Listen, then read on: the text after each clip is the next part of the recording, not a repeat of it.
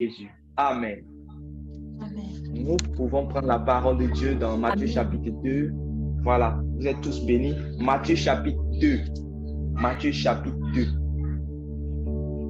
Vous savez, le Seigneur Jésus nous a sauvés dans un environnement hostile, sur un territoire ennemi.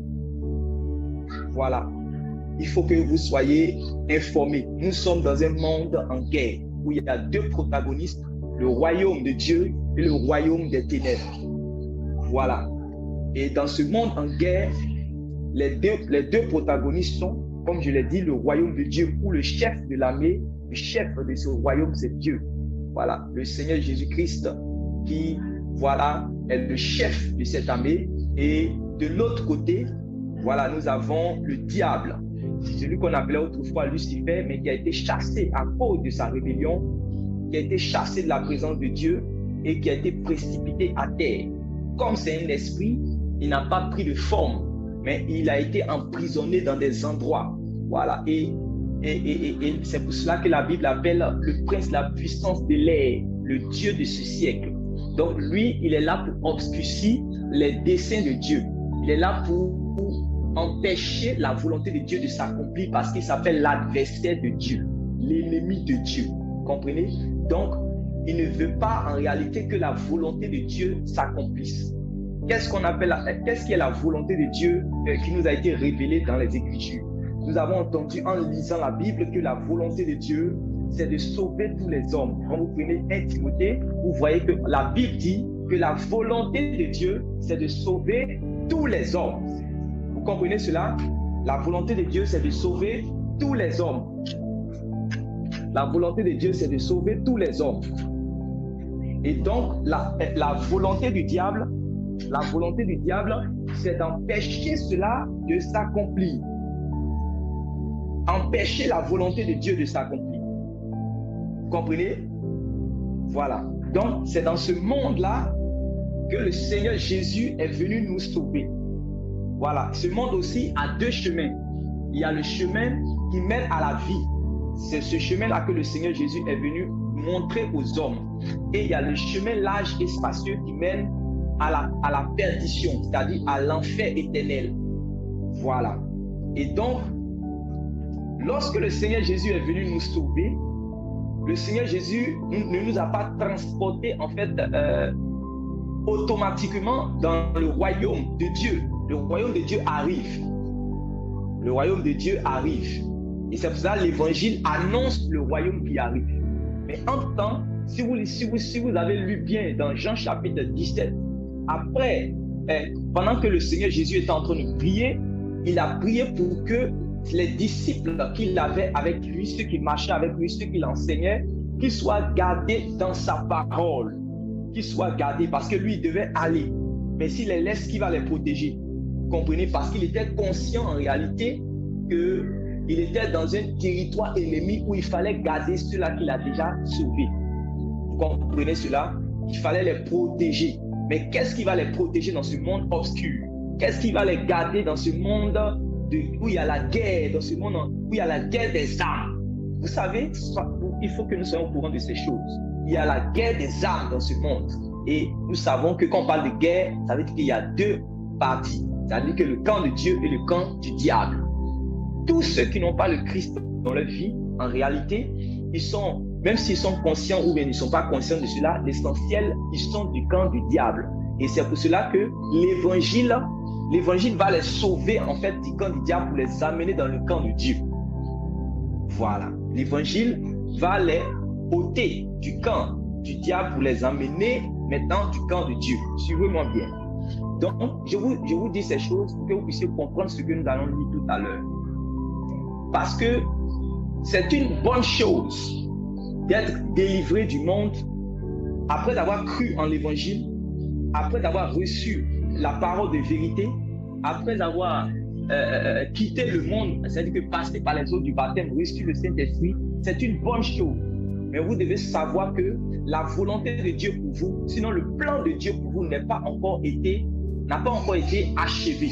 Et vous devez laisser Dieu achever sa volonté dans votre vie. Parce que la volonté de Dieu, c'est de vous faire entrer dans la terre promise, c'est-à-dire vous faire entrer dans le royaume de Dieu. Dieu n'a, quand nous lisons par exemple dans l'Ancien Testament, Dieu n'a pas voulu seulement délivrer les enfants d'Israël de l'Égypte et puis les laisser mourir dans le désert. Ce n'est pas ce qu'il a voulu.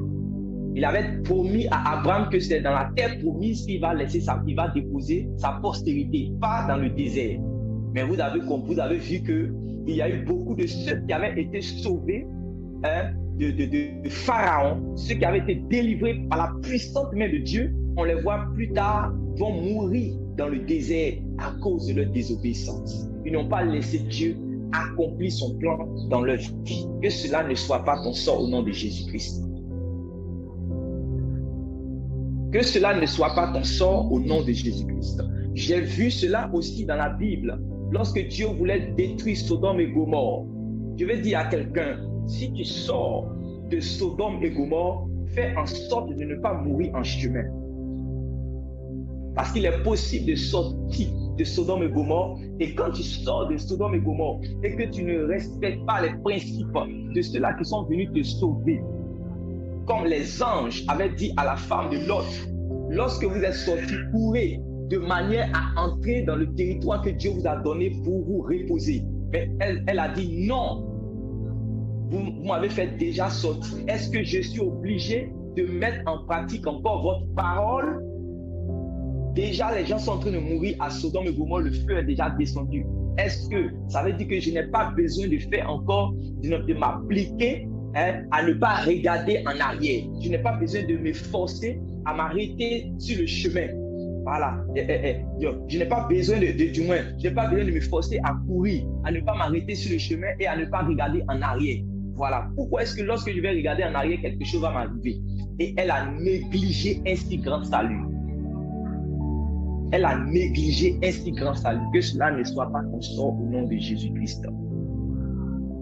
Prenons Matthieu chapitre 2. Lisons à partir du verset 13 à 15. Matthieu chapitre 2, verset 13 à 15.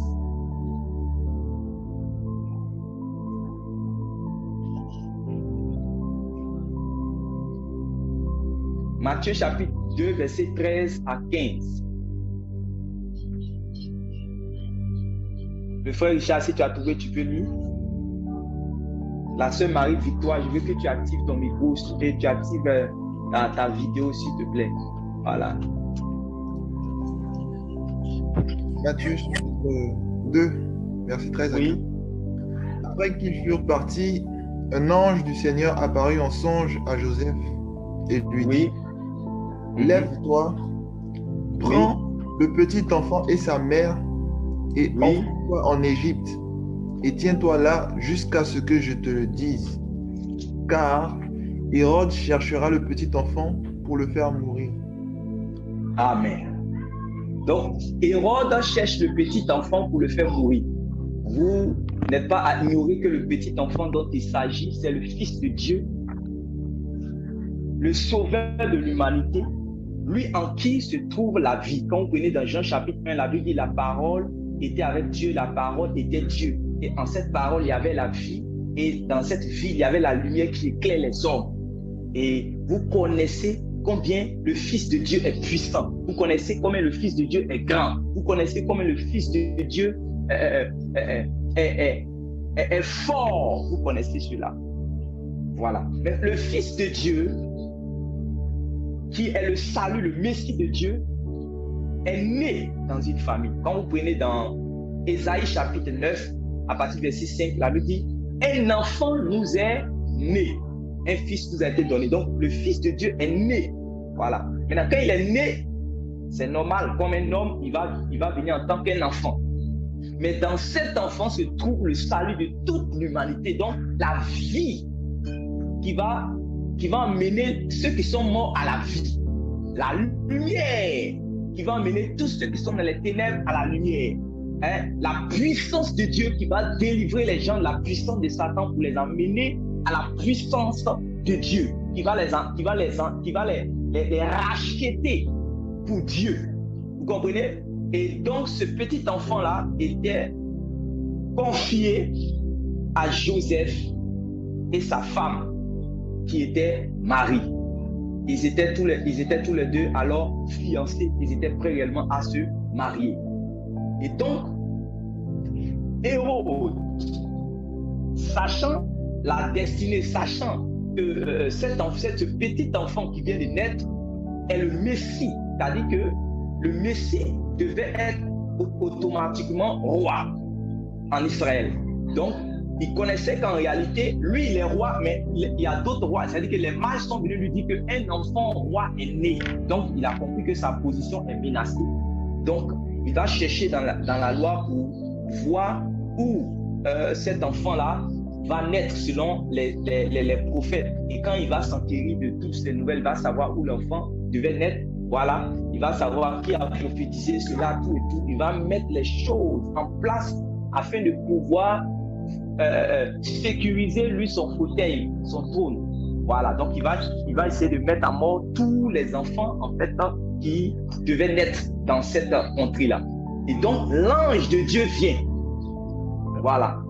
Vous comprenez que le plan de Dieu, c'était de sauver l'humanité et Dieu a placé son plan, c'est-à-dire que l'enfant devait naître. Mais le diable n'a pas dit, comme Dieu est Dieu là, comme Dieu est fort, comme Dieu est puissant, comme Dieu est le créateur du ciel et de la terre, comme Dieu, personne ne peut s'opposer à lui.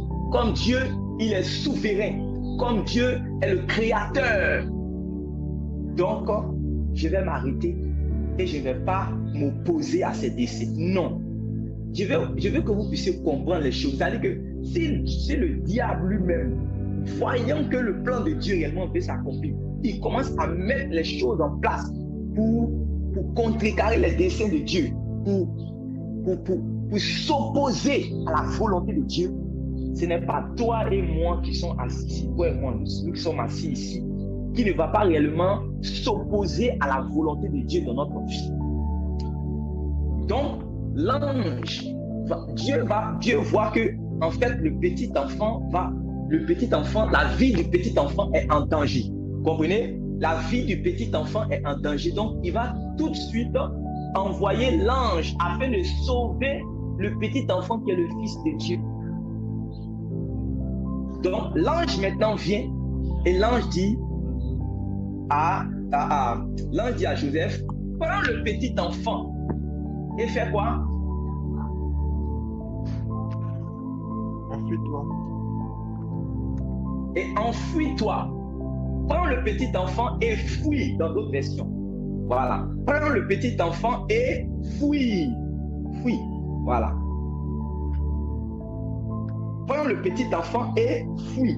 Donc, si je veux nous donner, c'est-à-dire que le conseil que je veux nous donner, si on veut donner un terme à cela, c'est fuir ou se sauver. Fuir pour préserver sa vie. Et quand je parle de vie, c'est-à-dire que la vie que Dieu a déposée en toi lorsque tu as cru.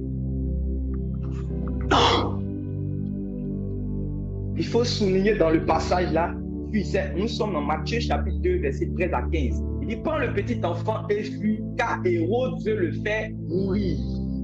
Le petit enfant qui est la vie. Le petit enfant représente la vie en toi. Il représente la parole en toi. Il représente la foi en toi. Il représente la grâce de Dieu en toi. Il représente l'onction de Dieu sur toi. Il représente la faveur, l'approbation de Dieu sur toi. Il représente l'huile que Dieu a déposée sur ta vie. Il représente la main de Dieu sur toi. Il représente la paix de Christ en toi. Il représente la joie en Christ.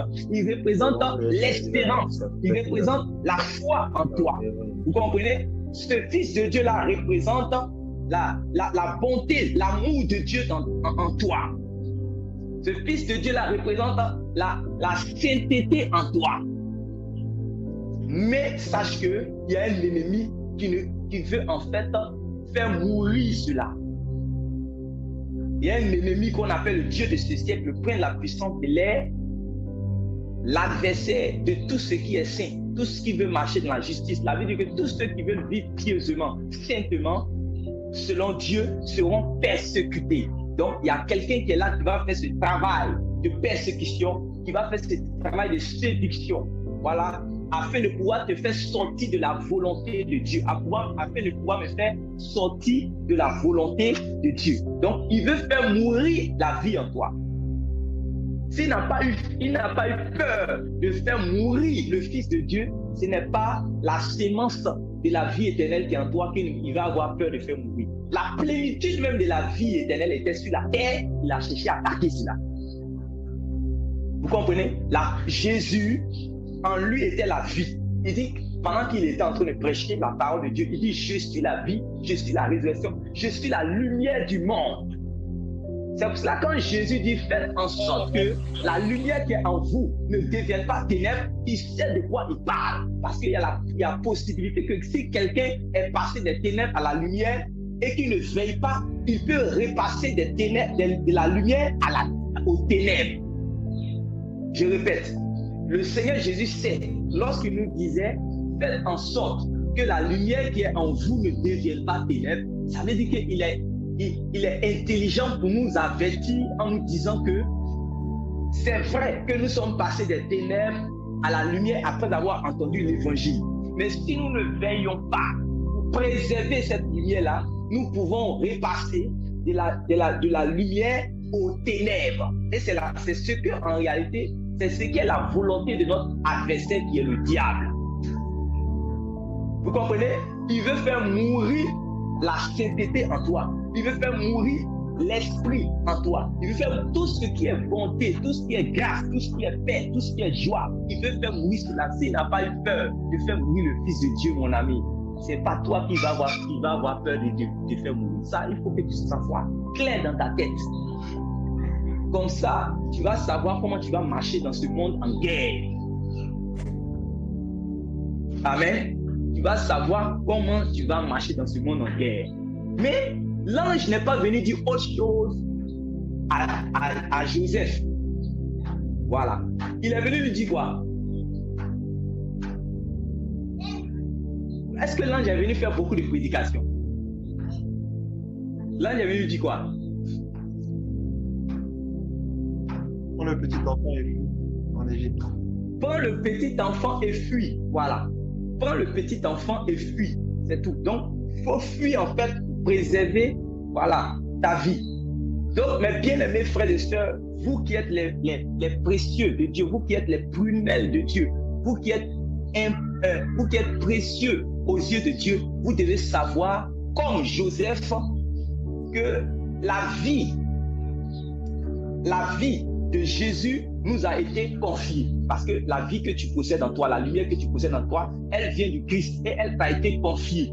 Elle t'a été accordée. Donc, c'est à toi maintenant de préserver cette vie. C'est à toi il est de ta responsabilité de garder le dépôt, la grâce, l'onction de Dieu, l'esprit, la vie, tout ce qui est grâce en toi, il est de ta responsabilité de préserver cela. Il est de ta responsabilité, il est de ma responsabilité de confier et de préserver ce que Dieu m'a remis, ce que Dieu m'a confié. Voilà. Et la vie de Dieu nous a été accordée. Vous pouvez lire cela dans 1 Jean chapitre 5, le verset 12. Maintenant, nous devons préserver cette vie-là. Vous comprenez?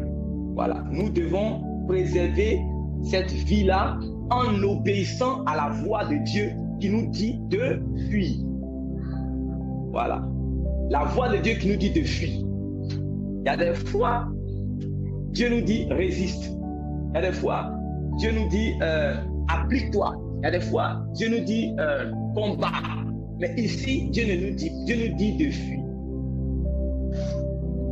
Et souvent, ce n'est pas de la lâcheté que de fuir. C'est-à-dire que quand on voit quelqu'un qui fuit, il y a des fois, réellement, il faut fuir pour survivre. Il faut fuir pour rester en vie. Mais ce qui fatigue les enfants de Dieu, c'est qu'ils ne savent pas fuir. Je prends un exemple. Je suis connecté sur mon téléphone. Vous savez, on va sur les réseaux sociaux. Moi, je travaille par exemple sur les réseaux sociaux. Vous aussi, peut-être que quelques-uns d'entre vous, voilà, vous faites des études aussi, peut-être vous faites des recherches, tout et tout. Voilà, vous êtes connectés. Je vais prendre l'exemple simple d'abord avant de continuer. Et vous voyez qu'on vous envoie un lien pornographique. Vous comprenez? Et là, c'est venu tout de suite à vous. c'était rapide. Comment est-ce que là, vous allez faire? C'est-à-dire que c'est venu dans votre ordinateur, mais c'est venu tout de suite dans votre portable. Et là, il ne s'agit pas, c'est-à-dire que de chercher à prier ou bien de chercher. Il dit, fuis. Fuis en fait pour sauver ta vie.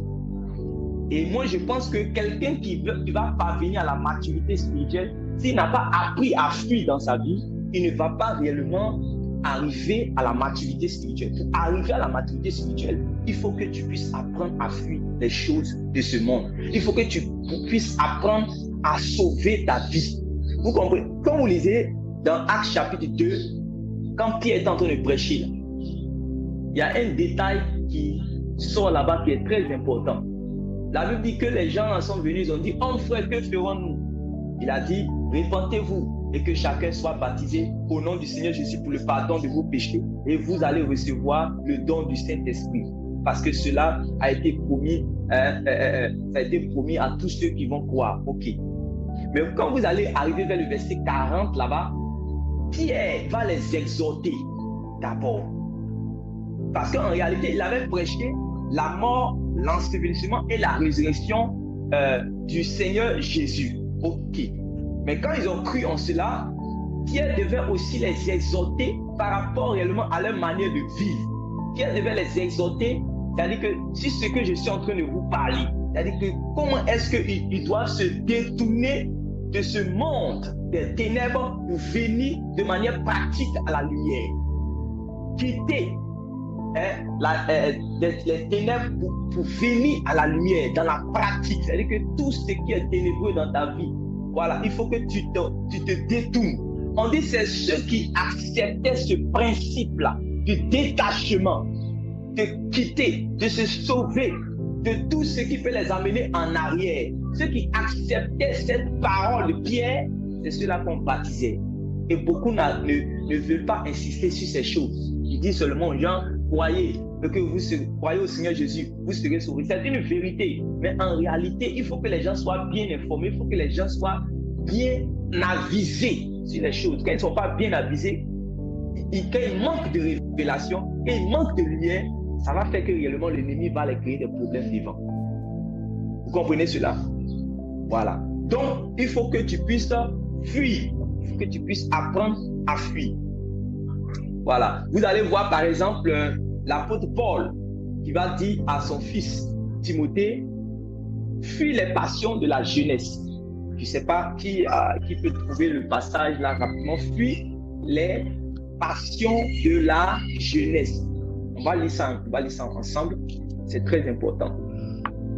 Donc ici, je suis en train de parler maintenant à ceux qui ont déjà la vie de Dieu en eux. Amen. Je suis en train de parler à ceux-là qui ont reçu le dépôt de Dieu en eux. À ceux-là qui ont reçu la parole de Dieu. À ceux-là qui sont devenus les enfants de lumière, des enfants de Dieu en Jésus-Christ. C'est à vous que je m'adresse maintenant. Voilà. C'est à vous que Dieu parle maintenant.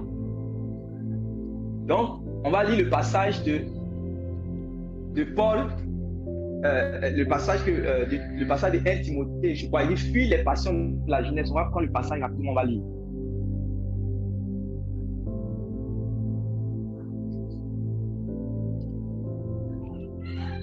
Oui, frère Richard, tu peux nous aider avec le passage rapidement?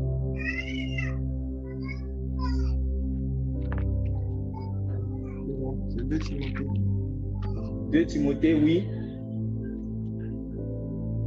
2 Timothée 2, 22. Okay.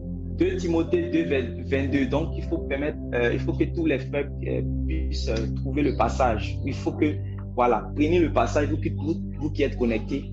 Voilà. La sœur Marie-Victoire, j'espère que tu as ton cahier avec toi. Voilà. La sœur Cathy aussi. C'était très important. Voilà. Donc, 2 Timothée quoi? 2 Timothée 2, 22. 2 Timothée 2, 22. Écoutons la parole de Dieu. Tu as quelle version là, s'il te plaît? C'est Osterval. Sinon, tu veux que je... Ok, vas-y avec Osterval. 2 Timothée 2, 22. On va aller. Je mets aussi au cas où tu veux. Fuis aussi les désirs de la jeunesse.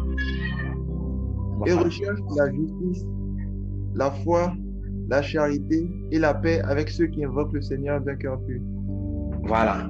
Fuis les désirs de la jeunesse, c'est ça, non? Fuis les désirs de la jeunesse. On peut fuir les passions de la jeunesse dans d'autres versions. Oui, fuis les passions en fait qui assaillent, qui envoûtent ceux qui sont jeunes. Donc, je veux que vous citiez un peu ce qui envoûte ceux qui sont jeunes. Il faut qu'on soit pratique. Qu'est-ce qui envoûte la jeunesse de notre génération? Qu'est-ce qui assaille l'esprit?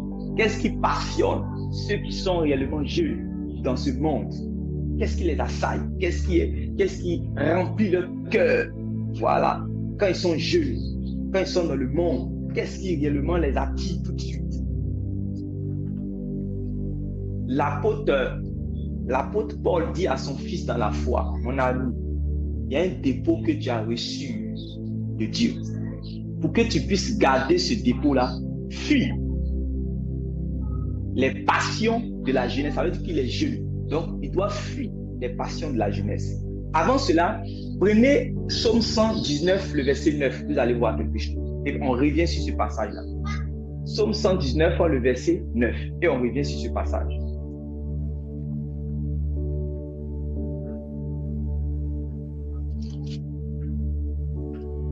Chacun de nous aujourd'hui va dire ce qui le passionne. Ce n'est pas grave. Nous sommes devant Dieu. Peut-être aujourd'hui que Dieu va accorder une délivrance totale. Ce qui te passionne, tu vas nous dire ce soir. Et Dieu va te délivrer par sa grâce. La Bible dit, si le Fils vous a franchi, vous serez réellement libre. Quand un homme te délivre, tu n'es pas réellement libre. Tu n'es pas réellement libre. Mais lorsque Dieu te délivre, tu es réellement libre. Et il te délivre par sa parole, par l'enseignement de sa parole. Oui, Psaume 119, le verset 9 dit quoi?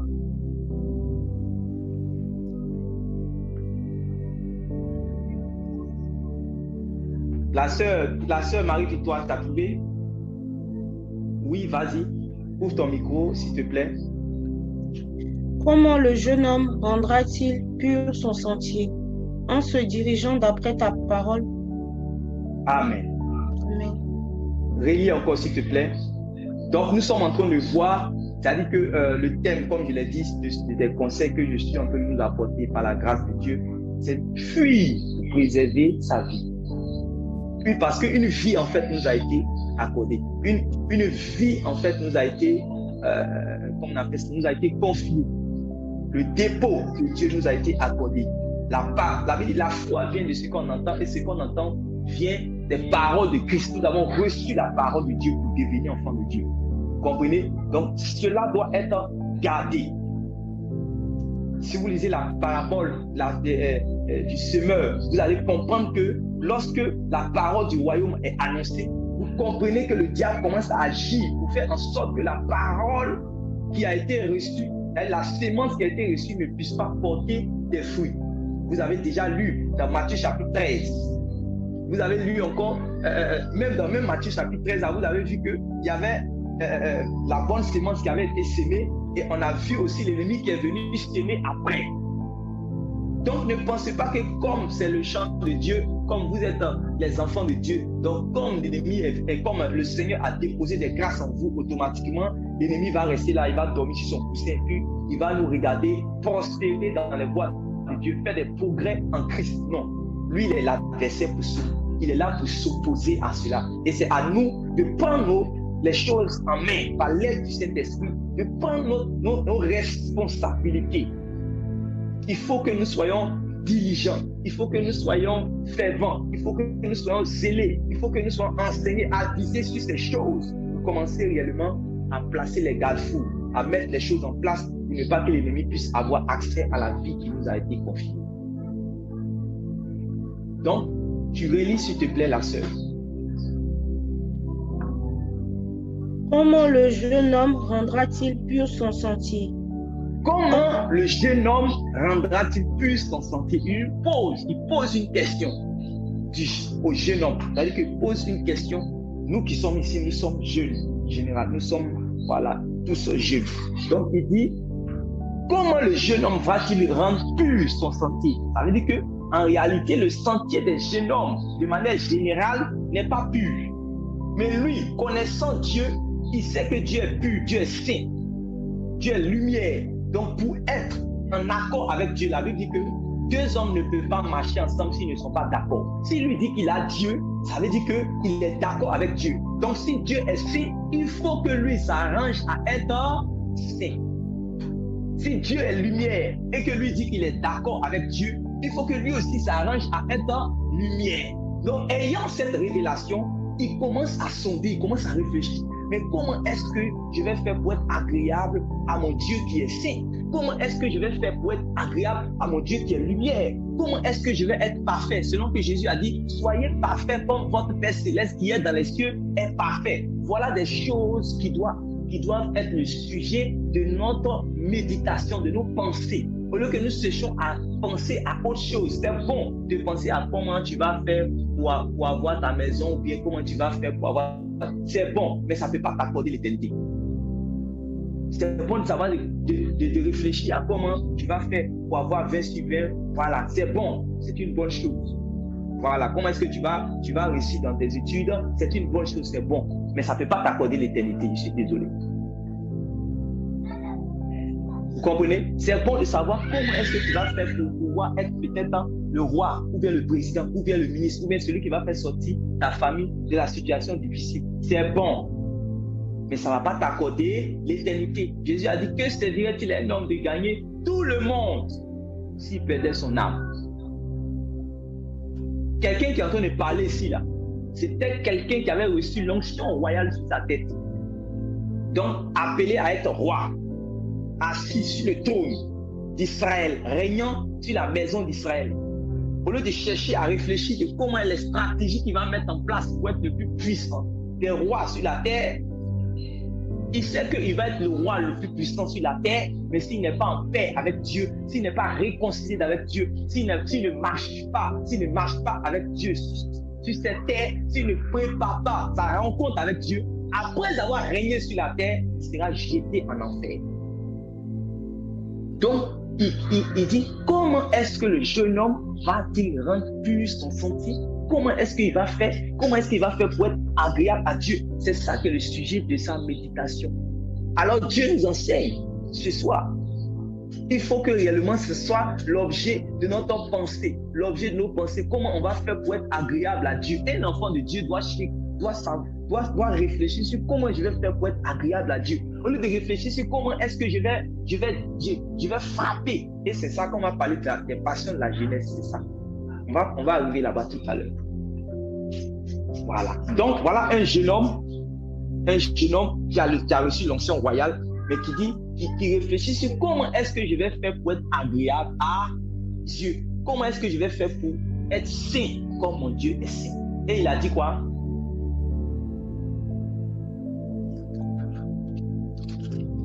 En se dirigeant d'après ta parole. En se dirigeant d'après ta parole, en se conformant d'après ta parole. Ça veut dire qu'il va chercher à connaître la parole, il va chercher à entendre la parole, à écouter la parole, à comprendre la parole et à s'y conformer. C'est-à-dire à s'atteler à mettre cette parole en pratique. Parce que c'est la parole qui peut le rendre saint. C'est la parole qui peut faire qu'il va devenir quelqu'un de saint. Donc, quelqu'un qui est devenu enfant de Dieu, qui n'aime pas la parole, tu ne peux jamais devenir saint. Tu es enfant de Dieu, la parole de Dieu, tu mets ça à côté de toi. Enseignement, ça t'énerve. Prédication de la parole, ça t'énerve. Où on parle de sanctification, où on prêche contre le péché, ça t'énerve. Tu ne peux pas devenir saint. Ce n'est pas possible. Ta Bible est toujours fermée. Tu ne peux pas devenir saint. Tu dois aimer la parole parce que tu es devenu enfant de Dieu par la parole. Donc, tu ne peux pas négliger cette parole-là qui a fait de toi enfant de Dieu. Vous comprenez? Cette parole-là a commencé par te justifier pour que tu puisses être enfant de Dieu. Mais cette parole-là va continuer à te sanctifier. Vous comprenez? C'est pour cela que c'est aux chrétiens, dans Hébreux chapitre 12, que la parole de Dieu va dire, et sans la sanctification, nul ne peut voir le Seigneur. voir le Seigneur. C'est ça que le jeune homme a. Il sait que sans la sanctification, il ne peut voir le Seigneur. Donc, il dit, comment est-ce que je vais être saint pour que je puisse voir le Seigneur? Alors, il comprend que c'est par la parole. La parole de Dieu, pour qu'on puisse être conforme à la parole de Dieu, il y a plusieurs aspects. La lecture quotidienne de la parole de Dieu. Apprenez à lire la Bible. La lecture quotidienne de la parole de Dieu. Apprenez, efforcez-vous, disciplinez-vous chacune. Disciplinez-vous pour lire la Bible. Donc, la lecture. Disciplinez-vous aussi pour étudier les Écritures. Parce que la Bible, au temps du Seigneur Jésus, le Seigneur Jésus disait aux pharisiens, aux juifs de son époque, vous sondez les Écritures en pensant trouver en elles la vie. Donc, ça veut dire que la vie, la sainteté se trouve dans les Écritures. Donc, il faut étudier. Quand on dit sonder, ça veut dire qu'il faut chercher quelque chose. Il faut aller rechercher quelque chose dans les Écritures. Donc, lorsque tu vas aller sonder, on appelle ça étudier. Donc, il y a la lecture, il y a l'étude. Très souvent, on voit qu'il y a beaucoup de les frères et sœurs, rares sont les frères et sœurs aujourd'hui qui posent réellement les questions. Voilà. Quand tu poses les questions, ça veut dire que tu es en train de lire. Quand tu as lu Matthieu, tu as lu Marc, tu as lu Luc, tu as lu Jean, tu vas voir certainement quelques zones d'ombre, quelque chose que tu ne comprends pas. Et puis tu vas appeler les dévanciers, le pasteur, les grands frères dans la foi, tu vas les appeler pour leur demander, ah, j'ai lu telle chose, je n'ai pas compris qu'est-ce que ça veut dire. Voilà. Et je ne suis pas en train de dire aussi de poser des questions inutiles, mais des questions qui vont t'emmener à avoir la vie sainte, des questions qui vont t'emmener à avoir la vie de Dieu, à être agréable à Dieu. Voilà. Donc, ça, c'est quelqu'un qui étudie. Donc, étudier les Écritures, c'est très important. Il y a aussi écouter. Apprendre à écouter. Lorsque réellement tu étudies, le Saint-Esprit que tu as reçu va réellement te parler. Et aussi, dans ce que nous sommes en train de faire, la Bible dit que dans Actes chapitre 2, que les disciples persévéraient dans l'enseignement des apôtres. Donc là, tu écoutes l'enseignement, tu écoutes la prédication. Dans cette écoute-là, réellement, Dieu va réparer beaucoup de choses qui sont dégradées dans ta vie. La Bible dans Éphésiens chapitre 4, le verset 11, le Seigneur a fait don à l'Église. C'est-à-dire qu'il a fait don aux uns d'être apôtres, prophètes, évangélistes, docteurs. On dit pour le perfectionnement des saints. Donc les saints sont appelés à devenir parfaits en Jésus-Christ. Et pour cela, le Seigneur a fait don. C'est-à-dire que des enseignants, des gens qui sont des ministres, des porte-paroles, des gens à qui il a confié la parole, à qui il a accordé une certaine sagesse pour comprendre les Écritures, c'est-à-dire qui ont un certain bagage, qui sont comme les grands frères, qui vont instruire aussi les autres. Et quand ils vont apprendre cela, selon qu'il est écrit, enseignez-leur à observer tout ce que je vous ai prescrit. Quand ils vont apprendre cela, c'est ça qui va les amener à avoir une vie sainte. C'est ça qui va les amener à avoir une vie sainte. Donc quand il dit, en se conformant d'après la parole, c'est ça qu'ils sont en train de détailler maintenant. Parce que se conformer à la parole de Dieu, ça ne sera pas quelque chose de magique comme ça. Et puis bon, tu es conforme à la parole de Dieu, non. La parole de Dieu a pour objectif de te rendre semblable à l'image du Fils de Dieu. La parole de Dieu, l'aboutissement, c'est-à-dire que l'aboutissement de la parole de Dieu dans ta vie, c'est que tu puisses avoir l'image du Fils de Dieu. Donc c'est un apprentissage à marcher tel que le Fils de Dieu a marché sur cette terre. C'est une imitation. La Bible dit que les chrétiens sont imitateurs de Dieu. Nous comprenons cela. Les chrétiens sont imitateurs de Dieu. Donc, voilà en fait que nous sommes en train de voir que quelqu'un qui est roi, voilà, je ne sais pas toi tu es quoi, si tu es médecin, si tu es avocat, si tu es étudiant, si tu es commercial, si tu es secrétaire, si tu es élève, voilà. Mais lui-même, lui, il était roi. Mais il cherche les stratégies comment est-ce qu'il va faire pour mener une vie qui est conforme à son Dieu. Et il a compris que le secret se trouve dans la parole. La conformité à la parole, parce que Dieu est la parole. Alléluia. Dieu est la parole. Donc, on revient maintenant sur notre passage par rapport aux passions de la jeunesse. Donc, 2 Timothée chapitre 2, le verset 22 dit « Fuis les passions qui assaillent un jeune homme ». Donc, il faut que maintenant on puisse bien déterminer maintenant quelles sont les passions qui assaillent de manière générale les jeunes hommes. Oui.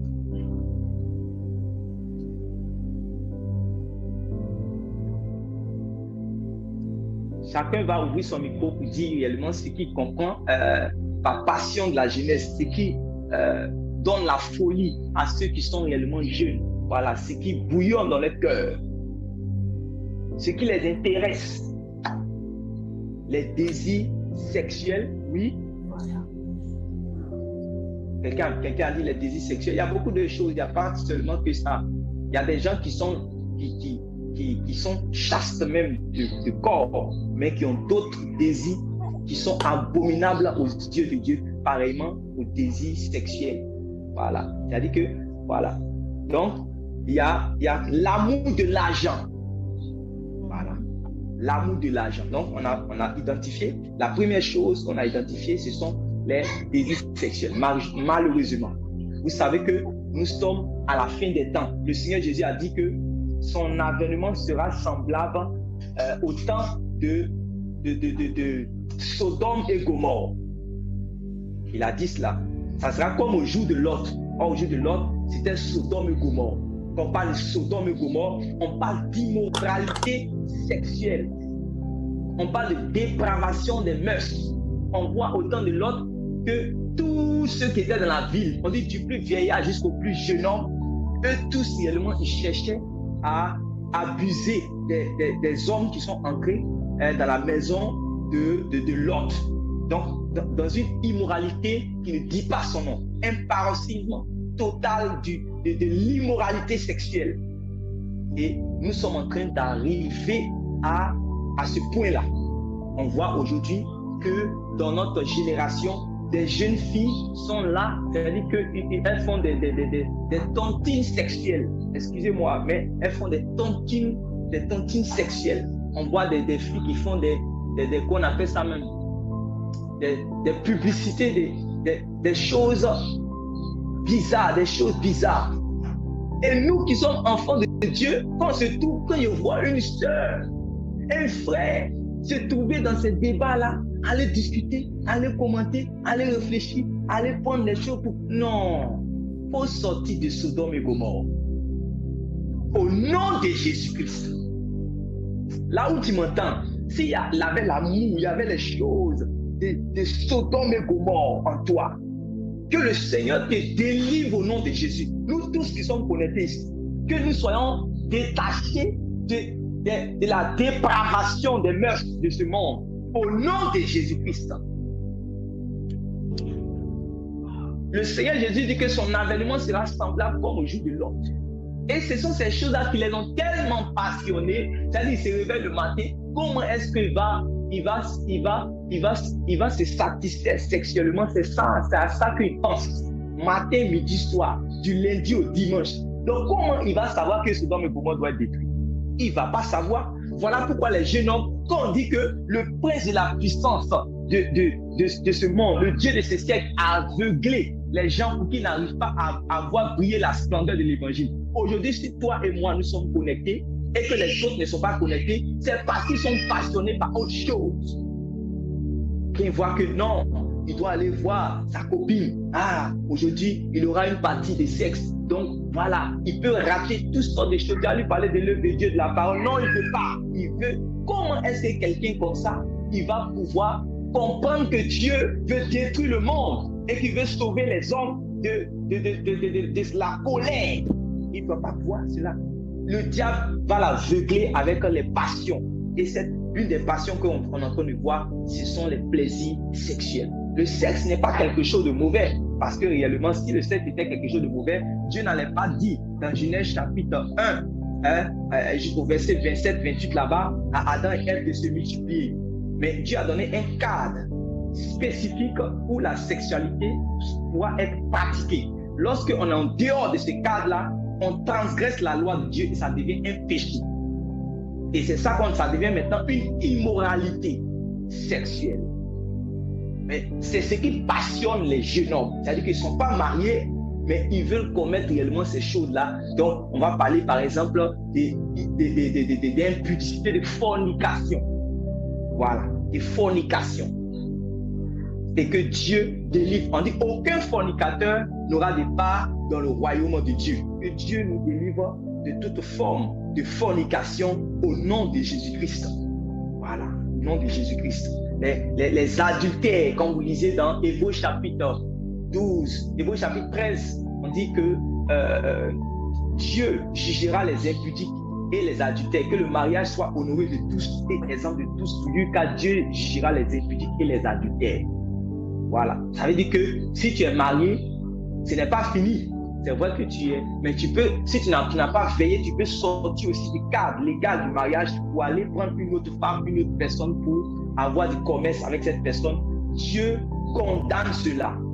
Voilà, Dieu condamne cela. Et que nous puissions préserver la vie qui est en nous en fuyant les passions de la jeunesse. Et l'une des passions que nous sommes en train de voir, c'est l'immoralité sexuelle.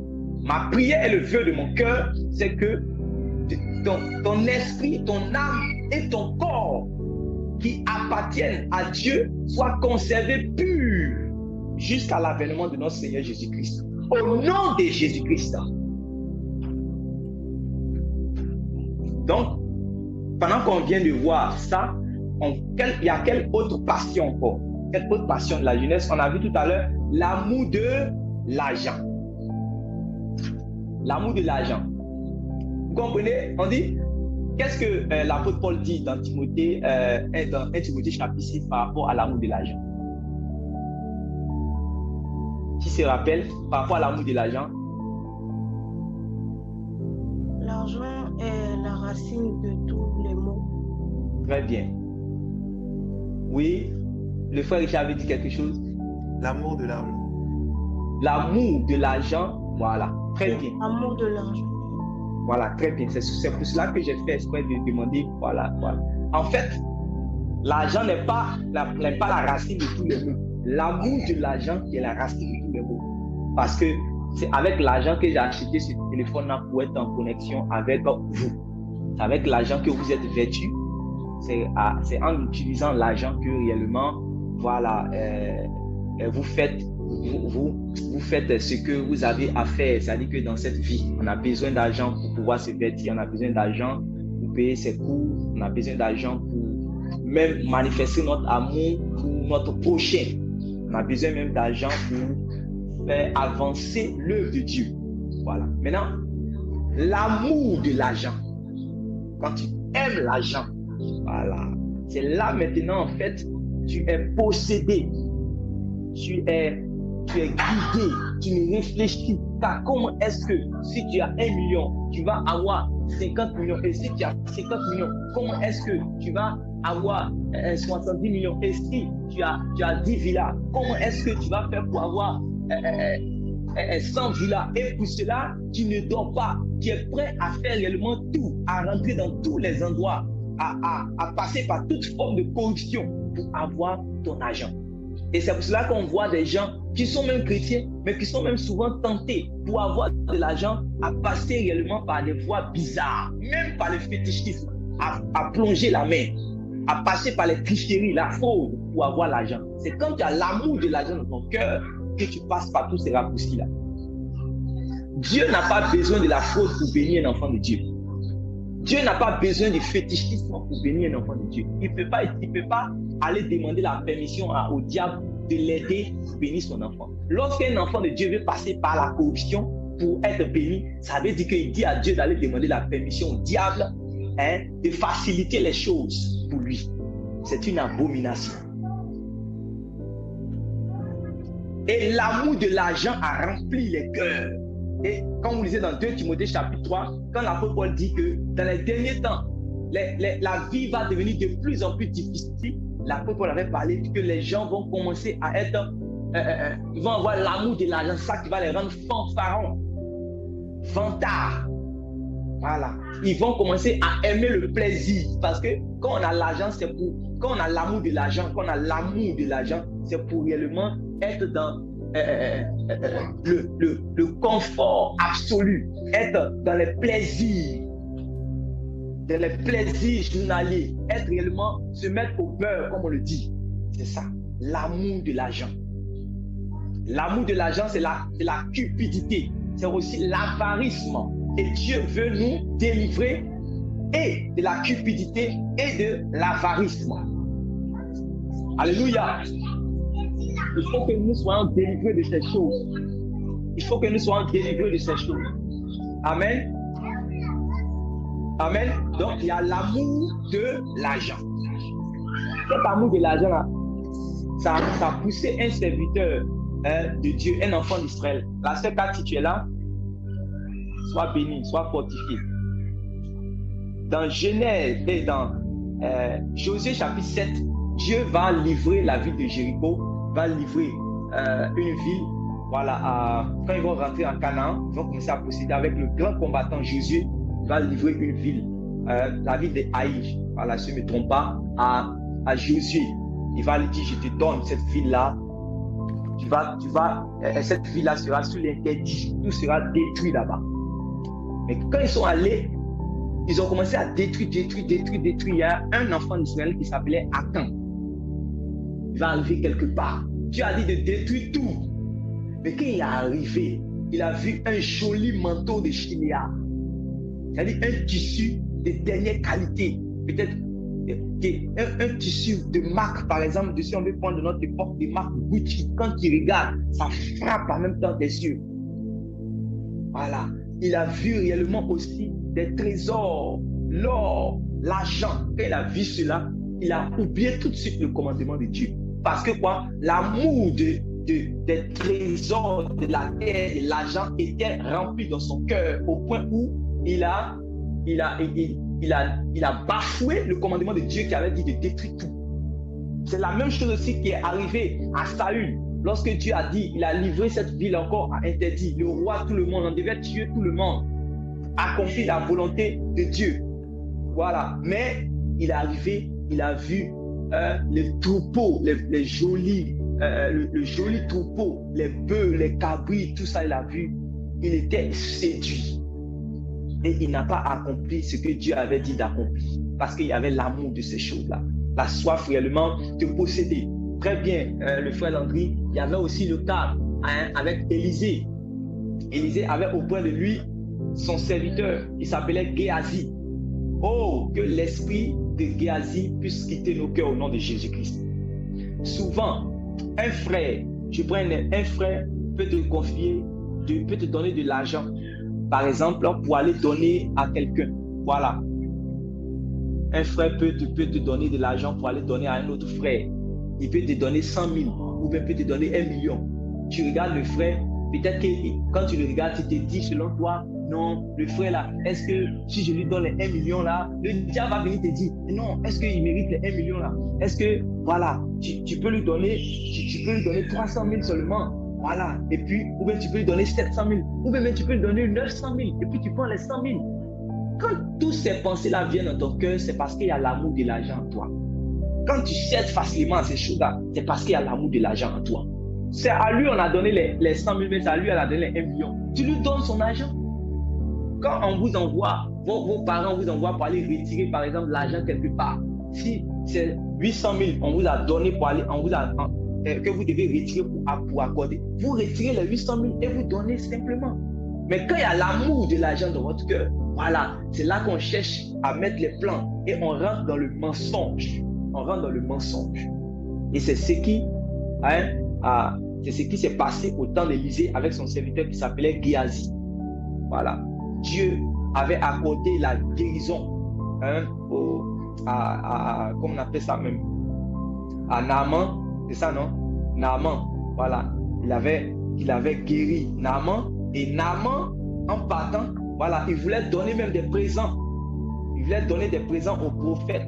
Mais le prophète de Dieu a dit non, que c'est gratuitement. Le don de Dieu, c'est gratuit. Que cet esprit-là nous soit accordé au nom de Jésus. Toi qui chantes, si tu chantes, il ne faut pas commercialiser le don de Dieu que Dieu t'a accordé au nom de Jésus. Toi qui as le don de guérison, hein, à qui Dieu a fait la grâce de guérir les malades. Si tu guéris les malades, c'est pour la gloire de Dieu. C'est Dieu qui va te récompenser.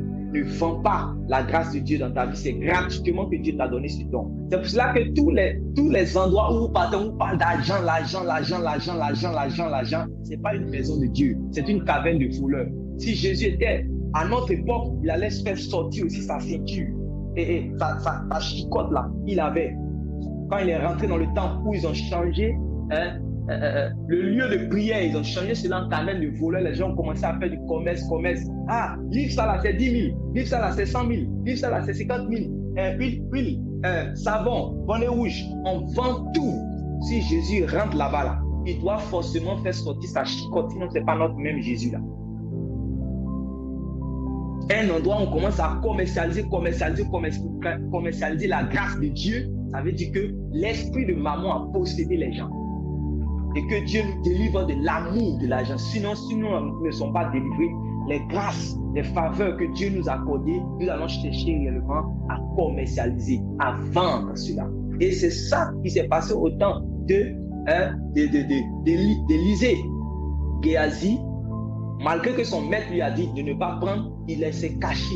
Il a poursuivi Naaman là-bas et il est venu dire que oui, bon, il faut donner l'argent là. Or, l'esprit d'Élisée réellement, l'esprit qui était sur Élisée était jusqu'à sur la route là-bas. Et ce jour-là, il a reçu la malédiction de Dieu. Il a été frappé de lèpre. Que Dieu nous épargne de ces choses. Dieu nous épargne de ces choses. L'amour de l'argent.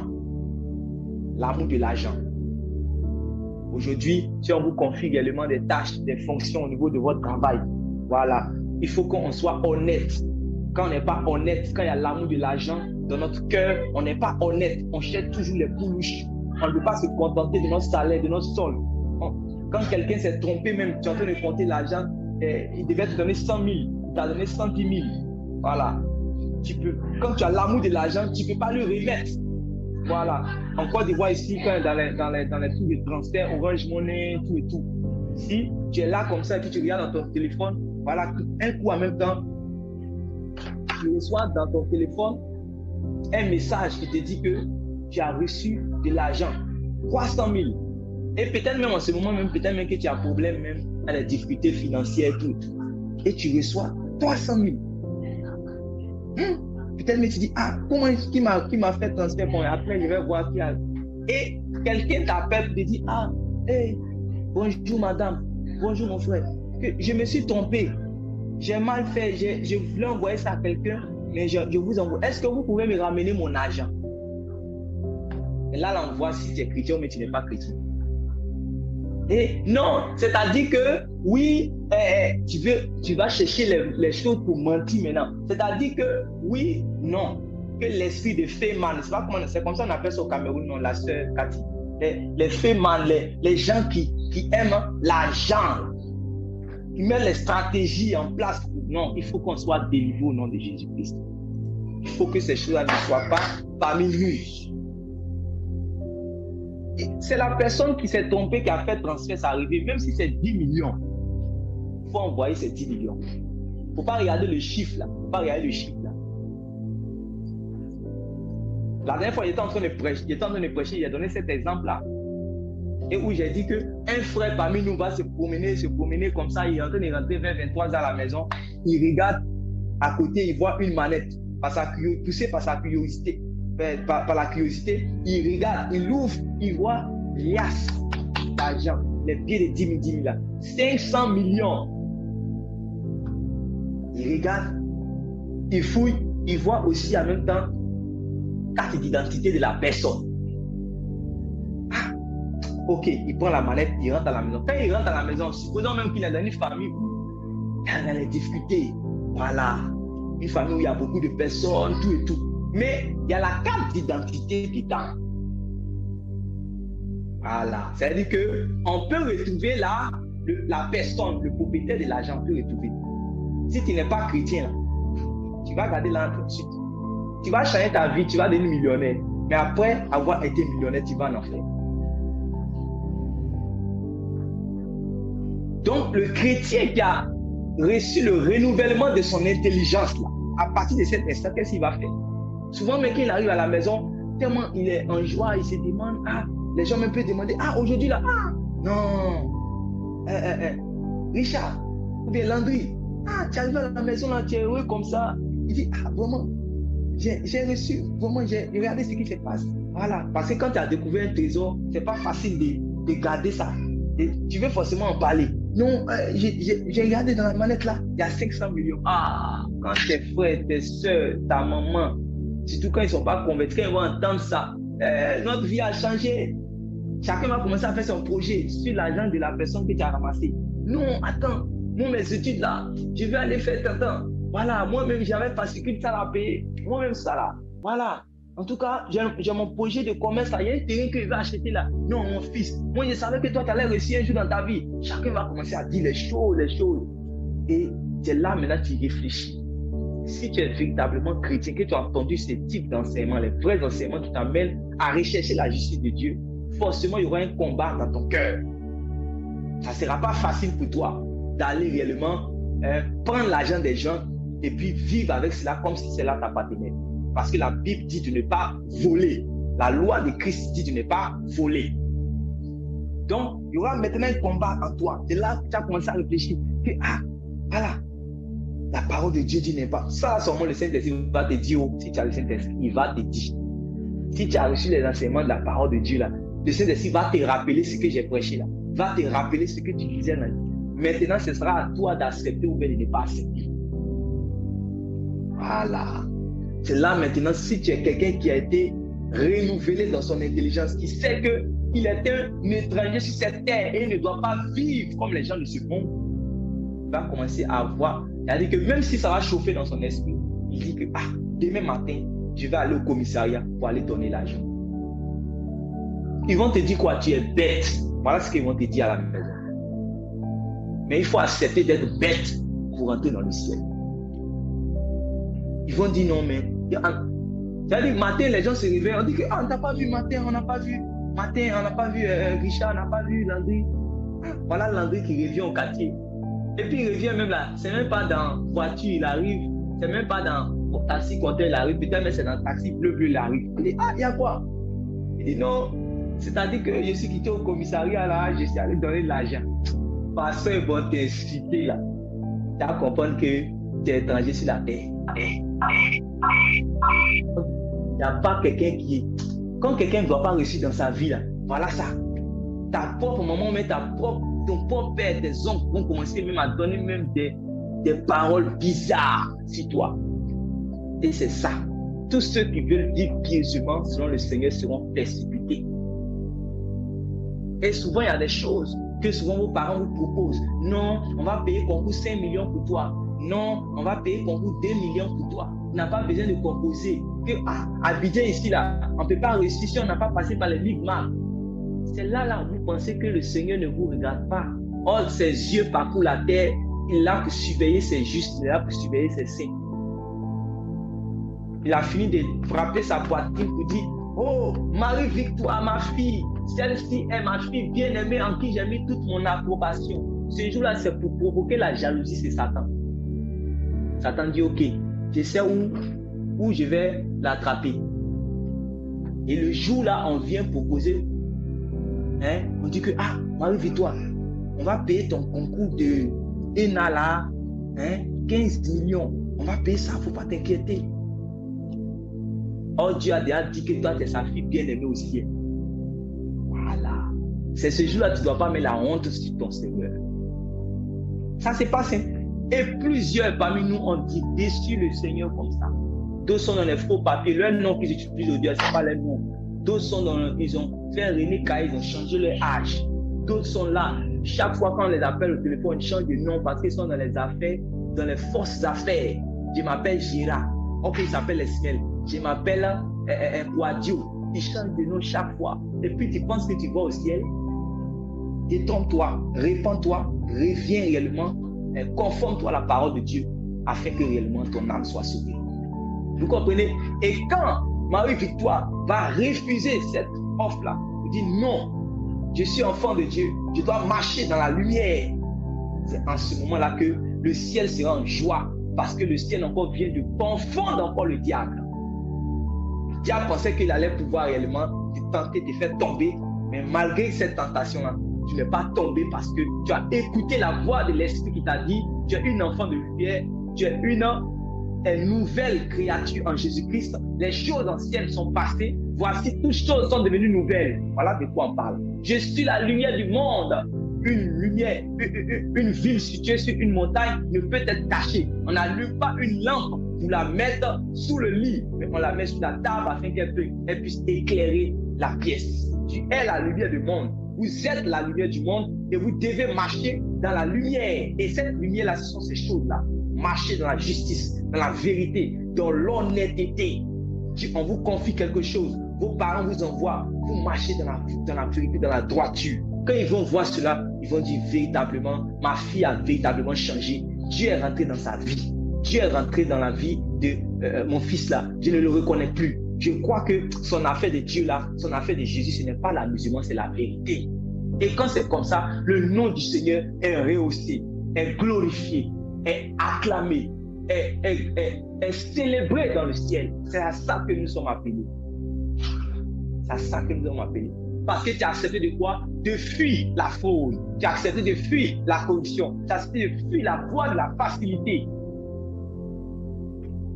Alléluia. Voilà ce à quoi nous sommes réellement appelés. Vous voyez, l'amour de l'argent. Vous avez cité quoi d'autre encore? Laissez-moi regarder et puis je vais prendre peut-être un seul exemple pour avancer. L'orgueil de la vie. Très bien. L'orgueil de la vie. Et l'orgueil de la vie, la Bible dit que l'orgueil de la vie fait la guerre à nos âmes. L'orgueil de la vie, ça fait la guerre à nos âmes. Vous pouvez fermer le micro là.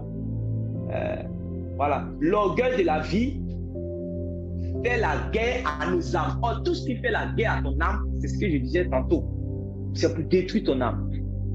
Le diable ne vient que pour égorger, détruire, dérober. On dit l'orgueil de la vie, c'est ça qui passionne les jeunes. Je veux paraître. Je veux paraître. Un enfant de Dieu est caractérisé par la simplicité. Un enfant de Dieu est caractérisé par la sobriété. Amen. Si tu penses que forcément c'est toi, on doit regarder. Donc, tu vas mettre tous les artifices possibles. Tu vas changer ta démarche. Tu vas même changer ta voix. Il y a des gens aujourd'hui, là, leur voix qu'ils parlent à la maison, c'est pas comme ça. Ils parlent quand ils sont dehors, juste réellement pour pouvoir, comment on dit le mot là même, pour pouvoir réellement influencer. Je ne sais pas si c'est influencer, mais c'est-à-dire, il veut réellement dire, il veut vraiment se faire passer en réalité pour ce qui n'est pas. Voilà. Il se fait passer pour ce qui n'est pas. Il faut qu'on sorte de ces choses-là, de ces complexes, de ces complexes infernaux. On doit quitter ces complexes de l'ennemi. On doit être vrai. On doit être transparent. On doit être ce que nous sommes en Jésus-Christ. Voilà. Voilà. Vendeur d'illusion. Que cet esprit me rappelait. Vendeur d'illusion. Quand on est rempli par l'orgueil de la vie, on devient vendeur d'illusion.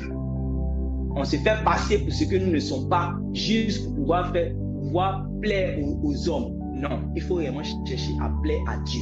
Il faut qu'on quitte la duplicité, la double vie. Non, il faut qu'on soit vrai. Amen. C'est très important. Donc, quittons l'orgueil de la vie. C'est l'orgueil de la vie qui a tué nos frères là, les Arafat et autres là. Je suis sur ça, je suis le ci, je suis cela, tout ça là. Je suis le sommet de l'Himalaya. Un Messie est arrivé, un Messie est né en Côte d'Ivoire. Le sommet des sommets, c'est l'orgueil. C'est l'orgueil de la vie qui les DJ qui chantent pour dire non, il fait chaud dans ses cœurs, on ne sait pas quand on va mourir, il faut profiter de la vie. Tu as profité de la vie. La vie là, on dit de racheter le temps.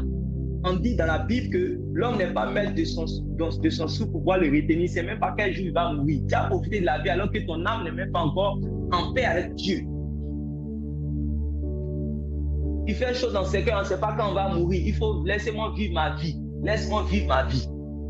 Et tu vis comme tu veux. Tes frères en Christ te parlent, tu n'écoutes pas. Ma vie m'appartient à moi. Je veux vivre. C'est à moi. Le salut est personnel. Je vais chercher à plaire à mon Dieu.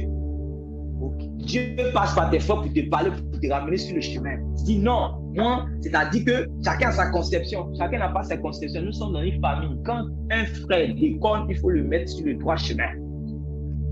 Mais quand tu es dans l'orgueil de la vie, tu ne veux pas écouter. Tu ne penses qu'à toi et un peu seulement moi. Non, moi, je suis issu de telle famille. Moi, j'ai de tels diplômes. Comment quelqu'un va me parler? Pourquoi je vais me rabaisser même devant lui? Pourquoi je vais me rabaisser devant elle? C'est l'orgueil de la vie. Il faut que Jésus brise cela au nom de Jésus. Il faut qu'on passe par un brisement. Il faut qu'on soit comme les agneaux qui ne réclament pas le droit. Qu'on tombe à la bouche qui rit comme le Seigneur Jésus-Christ. Qu'on marche un peu sur nos pieds et puis on voit cela comme une récompense qu'on a reçue. Qu'on nous gifle un peu à cause de la vérité qui est en nous. Qu'on accepte souvent aussi d'avoir tort, même quand on a raison. C'est ça. Mais aujourd'hui, on est rempli réellement d'orgueil.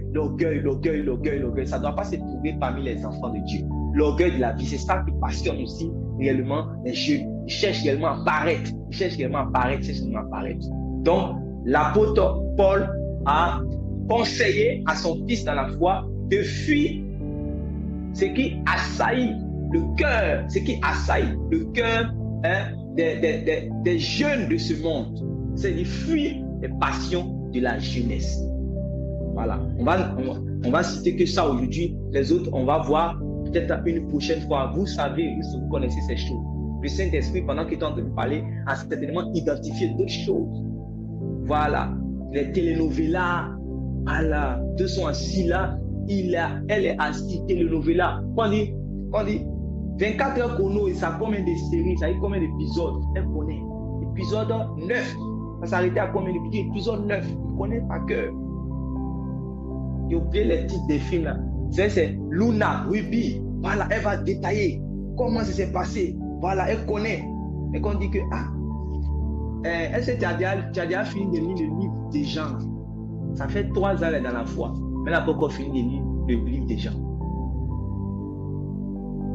Bon, là, tu veux quoi?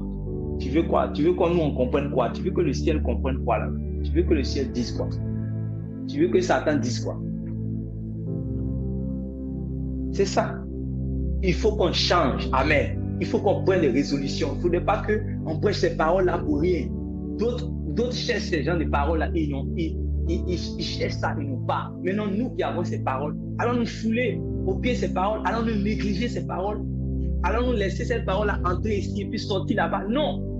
Il faut que nous puissions garder ces paroles et être zélés pour mettre cela en pratique. Je me rappelle quand David disait: rends-moi perspicace afin que j'observe ta loi. Rends-moi zélé afin que je mette en pratique ta parole. Donc on prêche comme ça les voies justes de Dieu. Il faut que tu sois dit: ah Seigneur, à partir de ce jour, je suis prêt à réellement en découdre avec tout ce qui te déplaît, à soigner ma vie. Je sais que cela n'est pas facile, mais par ton esprit, je le ferai. Par amour pour toi, le joug que tu mets sur moi devient léger. Parce que tu as dit: mon joug est aisé, mon joug est léger. Je suis prêt, Seigneur, à être agréable à toi. Ta parole m'enseigne cela. Il faut que je sois agréable à toi, afin que comme la voix de Dieu s'est fait entendre depuis le ciel, celui-ci est mon fils bien-aimé en qui j'ai mis toute mon affection. Cette parole aussi réellement vient sur moi, que le ciel me dise: celui-ci ou celle-ci est la fille de Dieu qui plaît à Dieu, et que le ciel, quand le ciel te regarde, le ciel est en joie. Alléluia.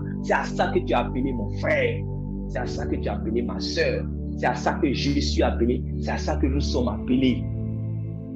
On ne marche pas sur le chemin de la vanité pour se trouver comme Dieu de l'autre, tu te trouves au ciel. Non. Tu vas marcher sur le chemin de la droiture, de la justice, pour te trouver un jour au ciel. Mais tu ne peux pas marcher sur le chemin des passions de la jeunesse, de l'idolâtrie, de la faute, de toutes ces choses que Dieu hait. Et puis, comme, et c'est pas par hasard, tu te trouves comme ça au ciel. Ça ne peut pas marcher. Suivre Jésus là, voilà ce que ça implique. Être chrétien, voilà ce que ça implique. Être né de nouveau, voilà ce que ça implique. être récréé en Jésus-Christ, voilà ce que ça implique. Il faut qu'on soit enseigné sur ces choses. Donc, fuyons les passions de la jeunesse. Voilà, il est déjà 21h. Voilà, je pense que on va s'arrêter là. On va continuer une prochaine fois. Il y a beaucoup de choses à dire. Voilà. Mais d'abord, par rapport aux passions de la jeunesse, identifions cela. Voilà, identifions cela bien. Les passions de la jeunesse cherchent à tuer ta foi. Cherchent à tuer ma foi. Les passions de la jeunesse, voilà, cherchent à tuer ma foi. Cherchent à tuer réellement ta foi. Il faut chier. Qu'on dit non, il y a un festival de ceci. Dans les principes comme ça, les trembles. Ah, on dit il y a un festival de Placali en complexe. Hein? Ah, ma chérie, tu as raté ça, ça ne manque pas ça. Hein? Ah, il y a un festival de Tibor. Et il y a un festival de glace. J'ai dit, elle est au courant de tout. Elle va sur Internet. Il y a quel festival aujourd'hui? Un week-end, ça, là, je ne suis pas prêt à ça à la maison. Hein? En tout cas, ce week-end, souvent, mais il y a des enseignements importants pour que tu puisses être parti de le Seigneur. Oh, c'est là. C'est quelle monotonie, ça, là. Tous les jours, la parole. Tous les jours, l'enseignement. Ah, on a qu'à aller un peu à la plage aussi. On va aller aussi. On va faire sortir aussi notre forme aussi. Ils vont nous regarder. Ah, c'est quelle affaire de la parole, la parole, la parole. C'est la monotonie, tout ça. Vous exagérez. Chaque semaine, on va entendre la parole sur la sanctification. Ah, vous aussi. On a qu'à faire sortir de la jeunesse aussi. Voilà. Au moins, dans l'église de ceux-là, eux aussi, dans l'église là, eux, ils font même concours de Miss. Comme ça, on voit la jeune fille qui est là. On va pouvoir la marier. Elle va mettre tous ses rondeurs. Comme ça, quand on va la voir, on va pouvoir la marier. C'est que l'église n'a pas concours de Miss. Ce sont les passions de la jeunesse. L'esprit de Jézabel qui est rentré dans l'église. Que cela soit banni au nom de Jésus-Christ.